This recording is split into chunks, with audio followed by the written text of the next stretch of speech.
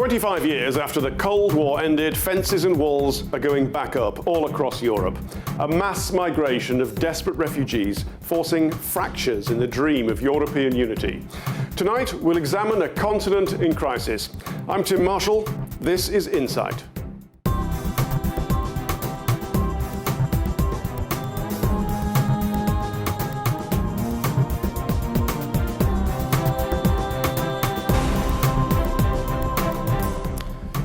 Very good evening. 25 years ago, the Soviet Union collapsed. The Cold War was over. The physical walls and political fears that had divided Europe were gone.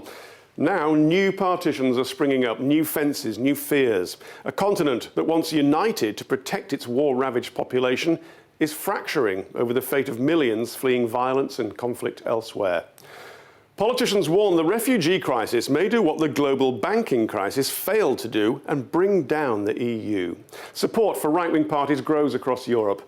Britain debates if it wants to be part of an EU that seems uncertain of its own existence. On Insight, we examine the political realities for a continent in crisis. Charlotte Lomas-Farley has our main report.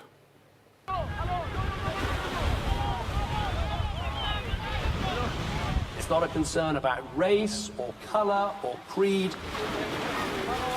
It is a concern about numbers and pressure. And it's the British people's #1 concern. We cannot cope with the numbers any longer, so we have to get a grip on this. Europe now needs to take decisions which can protect the external borders. It might be winter, but that doesn't stop them coming in their thousands. Braving the treacherous seas, the border camps, and walking for miles. Family, all family. Okay. With the ever-rising numbers, governments in the EU are gripped by a sense of panic. Each nation is now finding their own way of dealing with the situation. Across Europe, migrants are greeted with fences of razor wire, strict border controls, and even if people do make it across, there's the risk of being turned back. It's all a numbers game. But the figures are simple. Today, net migration into Britain is running at 330,000 a year. That means adding as many as sort of 3.5 million people to our population across a decade. And that's what the concern is about. Experts, however, say there's a stark difference between the UK's response and that of the rest of Europe.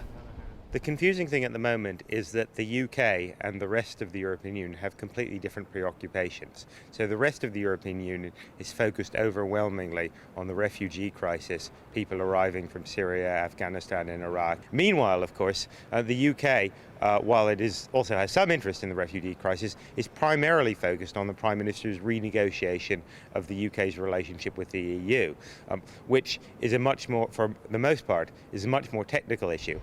Prime Minister David Cameron finds himself in a difficult situation. Polls show that less than a quarter of Britons want to increase the number of refugees being accepted into the UK, whilst at the same time, the numbers arriving at Europe's borders are growing. Cameron is trying to settle any fears by selling the idea he can strike a deal with the EU. But with divisions so rife, it's unclear exactly what type of Europe he's negotiating with. It certainly will be a different one, with pressure on politicians to look after their own national interests. Forging a universal response to the crisis has been hard, with some now questioning what that means for the future of the Schengen Agreement and the EU. And my fear is not so much about the collapse of Schengen. My fear is that political dynamics in almost everywhere in Europe are leading European leaders to take solutions which are simply not realistic. It's not realistic today to say we can have less people next year, because this is simply not going to happen. And if it's going to happen, it's not going to happen in a way that fundamentally changes the dynamics. Even if we cut by 70%, the 1 million we had last year, we would still have double the numbers we had in 2014, which was already a year of crisis. What's clear is that the refugee crisis is a problem that's not going away. More than 1 million migrants came to Europe last year, and all evidence suggests this figure is only going to increase, with or without border controls or fences. families like these have invested everything they have in getting this far and are not simply going to turn back. They're desperate, but increasingly so too is Europe. For insight on the issue, we're joined here in London by Professor Matthew Goodwin of the UK in a Changing Europe, Diego Zuluaga of the Institute of Economic Affairs, and from Germany by Almut Müller, head of the Berlin office of the European Council on Foreign Relations. Could start with you first, Almut Müller, please. Chancellor Merkel arguably has made this situation worse with an open door policy. Does she have a plan to make it better? Well, clearly Angela Merkel needs a plan because the domestic situation in Germany is developing real fast. She really has a strong sense of domestic developments because of elections coming up. Numbers need to go down. Not that Germany is closing doors, that's not the idea, but the idea is, of course, things need to be manageable again. And there is a sense in the country that there is a loss of control. And this loss of control is a real difficulty for her. So Angela Merkel needs a helping hand. She needs a helping hand from her European counterparts. And I believe she's not quite there yet. Thank you, Almut. Turning to you, Matthew, is it just the migration issue which is, well, to be honest with you, splintering the core of the European Union? Is there more to it than that? Well, I think the European Union and specifically the Eurozone states are facing multiple crises. We have a lingering financial crisis that is not fully resolved, a lack of growth within Europe, average unemployment rates of 11%. These are on their own significant challenges. And now we have the refugee crisis, which is exposing, I would argue, some pretty deep divisions between notably East and West, as to how Europe should resolve this challenge. But you've named about 5 problems there. The one that gets the headlines is the refugee migrant crisis. If you took that one out, if there was a solution to it, which the Europeans are fumbling around trying to find one, would that put Europe back together? Is that the core issue? Well, the refugee crisis is the #1 challenge, I think most people would agree, that's facing Europe at the moment. And the problem, at least from my perspective, is that there doesn't seem to be much in the way of a coherent, agreed-upon, longer-term plan. Well, there's an EU agreed-upon long-term plan. It's just that the nation-states don't take any notice of them. Well, you've seen some pretty open criticism of that plan from East and Central European states who have long argued that their vision of European integration is somewhat different from the vision that's emanating from Brussels. But you also have some pretty open disagreements now between elites in Europe and voters on the other hand who think very differently about the refugee crisis from, for example, Merkel and Hollande and others. Diego, what's missing from the debate is actually, I think, quite ironic, and that is that we have a shrinking population in Europe, we have an elderly population, we actually need mass migration at a high level. Why is that missing from the debate? Well, I think because it's mostly because the cultural dimension and the social dimension has gained importance, not least because of the other reasons that Matthew has outlined about a lingering economic crisis and financial crisis and some social divisions within Europe. But I think you're right to point out that we do need a younger workforce. We do need foreign people to come in and do the jobs that the people here don't want to do. And we can perfectly integrate these people as productive members of society. I mean, European economies are highly developed. These are people that are coming here willing to work. And the challenge is, how do we integrate them into the labour force easily and quickly? You said easily integrated, and yet we've seen a number of problems with certainly the divisions in France. We've had this very unfortunate affair in Cologne on New Year's Eve. Is it possible to have a productive workforce that isn't integrated? If you have those social tensions that go with a lack of integration? Well, you can, but it's obviously not the optimal outcome. You want them to be socially and culturally as well as economically integrated. But I think in the current circumstances, yes, there are some challenges, especially at the outset, because the cultural clash is important. But if we are looking at it from an economic perspective, there is a boon here. There is a boon in people coming in, being willing to come here, and into labour markets that are highly diversified, and we can open up our labour markets and see how we can best fit them in. Almut Müller, I said it was lacking from the debate, this idea that we do need immigration. I mean, I know that your Chancellor did make the point last summer, but very few people seem to listen to her. Is there still a sense in Germany that you are the good Europeans? Is there still a sense that ever closer union is still possible? Or is the sense that we have here in the United Kingdom that actually the European Union is fracturing? Well, see, I mean, it's not precisely that Germans every night are dreaming of an ever closer union. It doesn't really also matter too much to us Germans here. But of course, Germans feel that there is a sense of urgency and crisis. We are talking about reintroducing borders within Europe. People are aware of the United Kingdom possibly leaving the Union.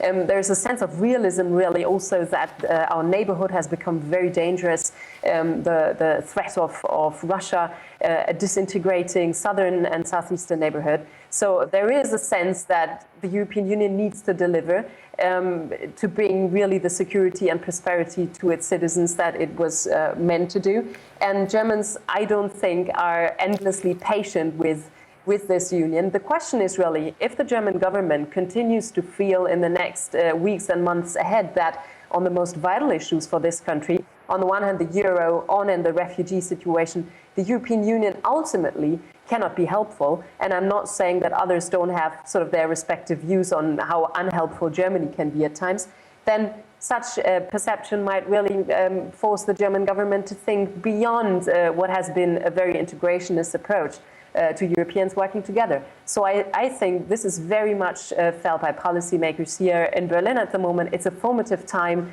for Germany's role in the European Union, a formative time for German foreign policy, and there's a real sense of urgency. If the refugee situation is really not sorted, then we have a British referendum coming up. This union is in danger. And the question is how Germans can be mobilized also in elections to articulate against that.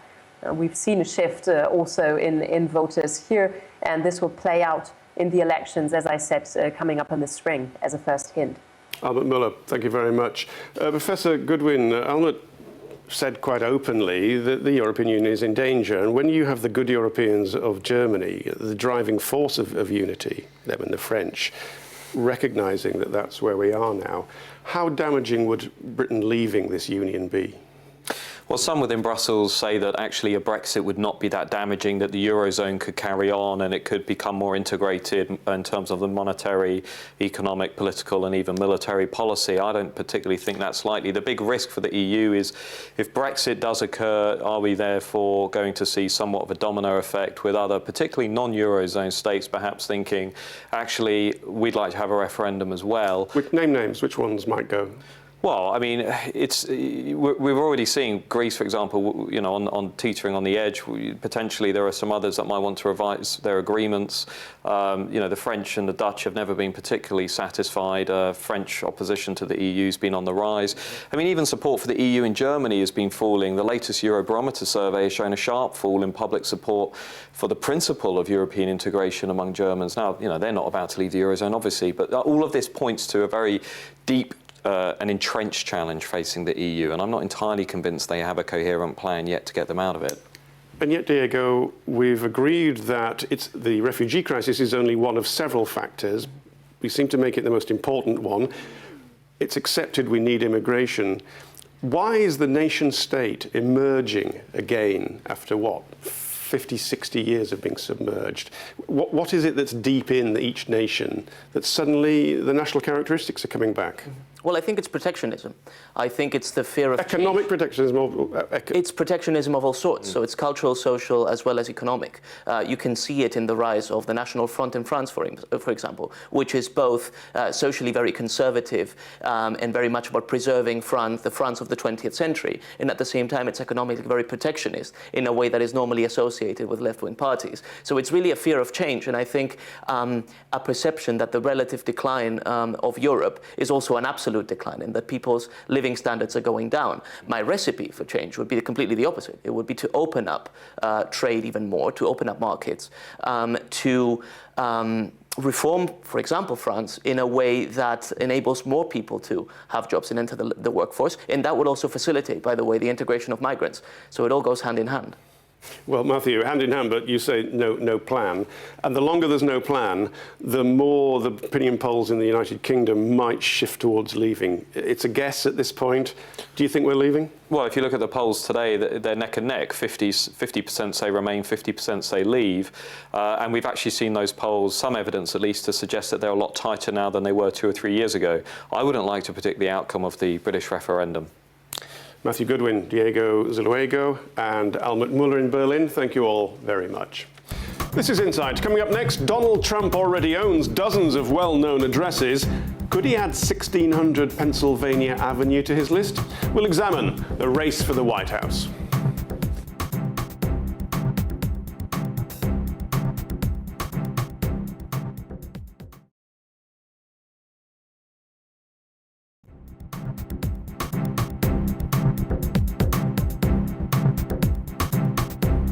Welcome back, I'm Tim Marshall, this is Insight. In a moment we'll turn our attention to the race for the White House, an 8-month marathon that already appears to be going at breakneck pace, even though the presidential candidates are still miles from the home straight. First, some headlines to keep in mind that there's stuff going on elsewhere around the world. Reports suggest that John Kerry has moved closer to the Russian position on the Syrian crisis and may now accept that President Assad could remain in power for an interim period if a peace deal is reached. If so, it's a U-turn by the Obama administration. Peace talks were set to begin in Geneva on Monday, but were delayed until this weekend. A small pest, now the carrier of a potentially world-threatening virus. The World Health Organization has set up a Zika emergency team to decide if it should be treated as a global emergency. The insect-borne virus has caused panic in Brazil after being linked to shrunken brains in newborn children. There's no cure, and now there are fears it could jump into a far more common mosquito, which lives in many more parts of the world. Iranian President Hassan Rouhani is in France as part of a European trade tour after the lifting of international sanctions imposed on Iran over its nuclear program. A deal for 100 new planes from the French manufacturer Airbus is on the table. What isn't on the table is wine. An official banquet was cancelled after the Iranians insisted that no wine could be served. This follows the scenes in Rome, where nude statues were covered up to avoid offending the Iranian delegation. So, to America and to the race for the White House. It's a marathon contest, but already there's a breakneck pace to the campaigning, the rhetoric and the press coverage. They've all been driven by the attention on just one man.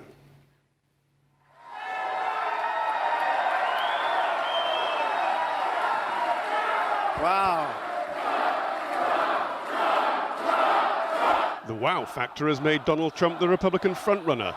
The candidacy, his to lose. My people are so smart. And you know what else they say about my people? The polls. They say, I have the most loyal people. Did you ever see that? Where I could stand in the middle of Fifth Avenue and shoot somebody and I wouldn't lose any voters, okay? It's drawn the backing of another populist who speaks fluent Middle America. You ready for a commander-in-chief who will let our warriors do their job and go kick ISIS ass? So far, he's kicking the other Republicans into his slipstream. They've failed to engage the section of America which appears cold towards immigrants, angry with the establishment political class. Yeah, they are very worried about ISIS. They're worried about those refugees coming in. We can't afford to give our jobs away to people that are here and not willing to go through the process of coming legally. The Democrat contenders have barely bothered to attack him. A Trump supporter is unlikely to vote Clinton or Sanders. That he appalls some people seems to be part of the plan. The Donald sells himself as an insurgent. He's leading the Republican polls nationally. Confidence is high. The self-styled outsider even said he would boycott the final TV debate before the first caucus vote in Iowa. Let them have their debate, and let's see how they do with the ratings.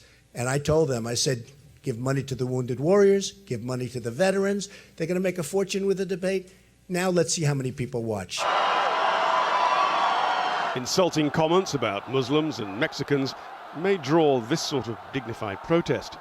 But the more outrageous things he says, the more his vote rises.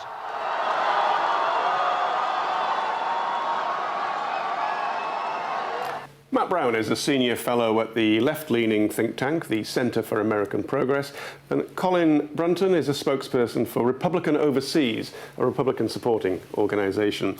They're here with me now. Thank you both very much. Colin, we've seen mass rallies, 10, 12, 15,000. The guy can fill a stadium.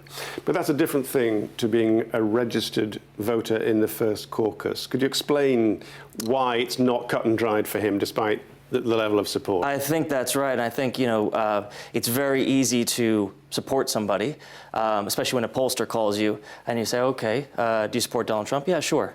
But that's very different, especially in a caucus system in Iowa, like they have, where you have to go out there, go to a gymnasium, to a school somewhere, and talk for hours with your fellow community and figure out who you actually support. So it's not simply just going to the polls, voting for who you want. Yeah, so you can take a nationwide snapshot and he gets X%. But if you drill down into the people who can actually make the decision at Iowa, I mean, is that information out there? And and here's the thing. In 2012, at the Republican caucus in Iowa, you had less than 20% voter turnout. Okay, so it really comes down to, everyone can support whoever they feel like, or they can say that they do, because, okay, maybe, you hear Donald Trump on the news and he's getting support, and it can be almost a self-fulfilling prophecy, really. He's got support and you want to support people who are winners and who are doing well, but then it comes down to actually getting out there and voting and participating in the democratic process. Meanwhile, Matt, they're struggling to be heard. Those other guys whose names we've forgotten, Clinton and the other, where are they? Is it because Trump is sucking all the publicity up? I think that Trump is speaking to a particular audience and sucking all of the oxygen out of the room with the media. But I think if you look at the grassroots and online and in other sources, that both Hillary and Bernie Sanders are reaching a broad audience. So there will be large turnout for them in the Iowa caucuses too. And it's early days, Early days? Well, I mean, this is the primary process, right? So it's still a long way away from actually choosing Trump as a candidate. Exactly, but they're not attacking him at the moment because they're waiting to see who they're going to go up against. Correct?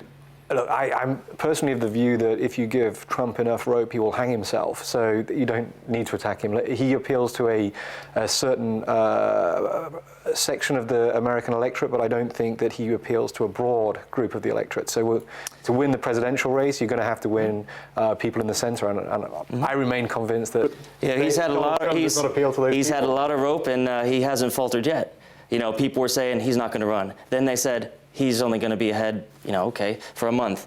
It's been 7 months now, and he's been in the top consistently. Well, he's against a weak field. Nationally, in Iowa, in New Hampshire, in all the early state primaries, he is way ahead. He's running again in a weak field. I mean, I don't believe that the Republicans have a strong field this time. I think while you have a smaller field on the Democratic side, I think both Hillary and Bernie Sanders are stronger candidates. Even Martin O'Malley. So, he's ahead in Iowa and New Hampshire, but Cruz is not too far away. But I don't think it's a particularly strong field, so it's an easy one for him to dominate. Colin, I saw a map the other day, electoral map, that suggested when Romney stood, Mitt Romney, that if only white people, white men it was, had stood, he only lost 2 states. America is not like that anymore. And so is it possible for a right-of-centre Republican to win the mass of Americans, given that it is now this massive melting pot of different peoples? You have a very valid point, and I think particularly as we look at demographics over the next 20 years, 30 years, it's changing in America. It's not going to be the same, and I don't think any candidate is going to be able to win. So why are they attacking to the right then? Mr. Cruz is to the right of Mr. Trump.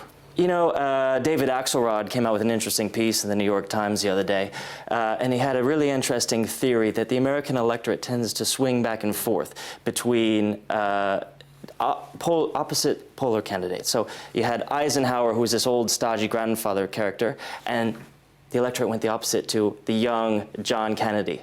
You had the same thing. George W. Bush went to Obama, completely opposite. Donald Trump now is the antithesis of Obama. He's very different. And I think I'll agree with you on that. You have a lot of disaffected voters out there who have felt that the policies of the Obama administration for the last 8 years have really in some way disenfranchised them, or they feel disenfranchised. And they see a guy like Donald Trump who speaks his mind, who tells it like it is, who's not afraid of the establishment, who doesn't need the establishment, who doesn't need anyone's money.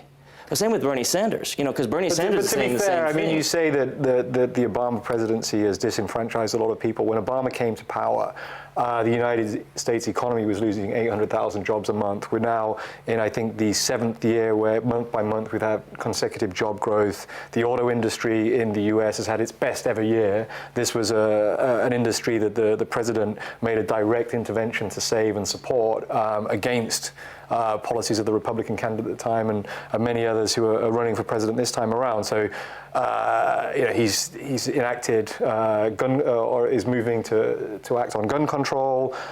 He's looking to make more Americans legal and enfranchise many Hispanics. So I'm not quite sure who the people are that are being disenfranchised. How do you think that makes people, average, ordinary white folks in Iowa feel? I suspect that the ordinary, average white folks in Iowa, as you refer to them, who voted for him in the caucus in 2008, would probably still vote for him now. Mm-hmm. Certainly. Sorry, I was just going to let you guys go. Absolutely fascinating. There seems to be anger around, and one of the things that really strikes me about Mr. Trump is you look back at the last great, what I regard as the last great maverick actor, because Trump's an actor, Ronald Reagan, who really was an actor, and he told America this was morning in America, it was a new dawn, let's feel good about ourselves. And he was propelled to power. Trump says, you know what, it's terrible here, it's awful here, let's all get really angry. Again, is he speaking to enough people? Are there enough angry Americans? Sure, and as we were just mentioning earlier, I think there is a demographic gap there. Is Trump going to be able to, convince independents and then even some Democrats enough to get an entire majority of the country to vote for him? I don't know. He's consistently polling at 35 to 40%, but is that a ceiling on him? Is there much more that he can go beyond that? Well, I think it remains to be seen. Well, I love that expression because it does, and that's the beauty of your electoral race. Some people say, oh, God, it goes on for 8 months. So I kind of like it because you see all these 8 months, nuances. 2 years. Yeah, you see all these nuances and up and down. So, but let me, just as a parlor game, because we don't know what's going to happen, let me ask both of you brief answers, please. If it's Clinton versus Trump, who wins? Mm-hmm. I think, rather than looking at a hypothetical of just Donald Trump, I think Hillary Clinton's going to have an issue against any of the Republicans in the field, let alone Donald Trump. Well, okay, you've answered my next question, which if it's Sanders-Trump, so it's the same answer. But I'll try yourself. Clinton-Trump. I think if it's Clinton-Trump, then we're looking at a landslide victory for Democrats. Sanders-Trump. I don't think it will be Sanders, but I suspect that it would be a similar outcome. Or perhaps a Bloomberg victory in that case. Well, we'd have to wait and see whether the former mayor decides to get in or not. I think that the former mayor of New York, Mr. Bloomberg, is looking very carefully at all these things we've just been discussing. And he's got his hat in his hand. He just hasn't thrown it in the ring. Matt Brown, Senior Fellow at the Center for American Progress. Colin Brunton, Republican Overseas. Thank you very much. Been a pleasure. Thank you. Thank you. This year, as we've seen, will define the future of two great union of states. But whatever happens in the American election, the ties that bind the 50 states are not in danger. That's not true of the 28 countries of the European Union. The refugee crisis has exposed some of the divisions that the EU was designed to suppress. The movement of peoples is changing not just the demographic of Europe, but its politics. The way to think of this new era is not Fortress Europe, but Fortress Nation State. EU-wide measures to deal with the crisis have run into a wall of national politics. Barbed wire fences in the Balkans, countries refusing to accept immigrant quotas, passport controls reintroduced. Almost everywhere, nationalist parties hostile to the ideals of the EU are growing. Old patterns are emerging. The British may leave. The Dutch are talking about a mini Eurozone. The Visegrad group in Central Europe is strengthening ties. As long as the issue remains unresolved, national politics trump European unity. And if the British leave, others may follow. The Europeans came together after the shock of war. Now the conflict in Syria is a factor in driving them apart. And that is one reason why they are at last putting some real diplomatic muscle into solving the Syrian crisis, beginning at a summit in Geneva this weekend. The South will continue to move north for economic reasons, but the flow will be stemmed if there's stability back home. I'm Tim Marshall, and that was Insight.